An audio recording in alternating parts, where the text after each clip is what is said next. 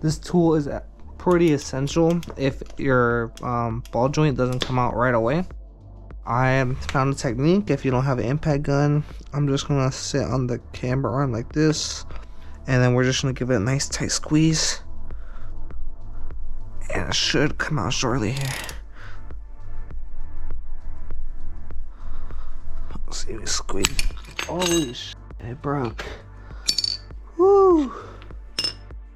That was scary, but at the same time, that's what we needed. Over this bottom part, I think. There you go. Yeah, it looks like it's holding pretty securely.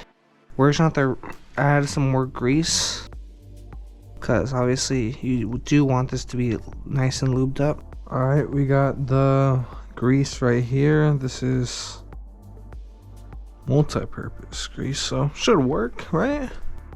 Right, guys? I don't know what I'm doing here, man. I just work here. That looks like a good amount. I might actually just want to pop that off real quick. Take a look at the back here. It looks kind of nasty. Top it off real quick. Let's get it all up in there. You know what probably helps is moving that around in there. What the heck? Guys, it's snapping. Popping that thing. Hopefully we're able to top it off more than we're actually taking off. I need to measure this. Try to get as close as I can. This is the matching set, right? Looks like it. So right here, I would say, let's flip this around.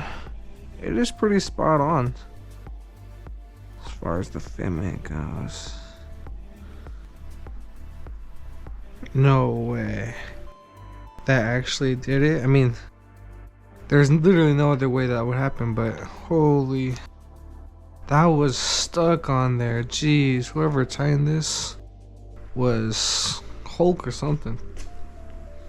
Yeah, right there is perfect. That's where I want it. Somewhere in the middle. I'm just gonna hand tighten it first.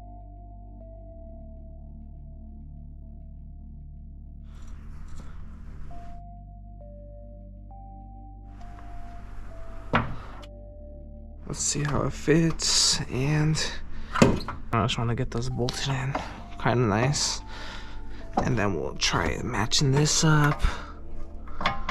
We're looking perfect. Everything's coming together.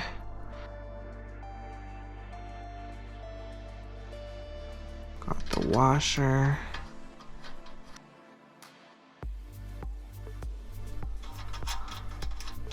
Yeah, you want to make sure there's a safety pin in there, because actually this doesn't need to be tight yet that much. Just need to be tight enough so it holds it up, and then after that it'll be secure as long as there's a safety pin in there. We just need to tighten up everything and install the coilovers again. Coilover starting from the bottom up here. Make sure this is tight, and then we'll go on the top of the coilover and then just repeat the same thing on the other side. So pretty straightforward.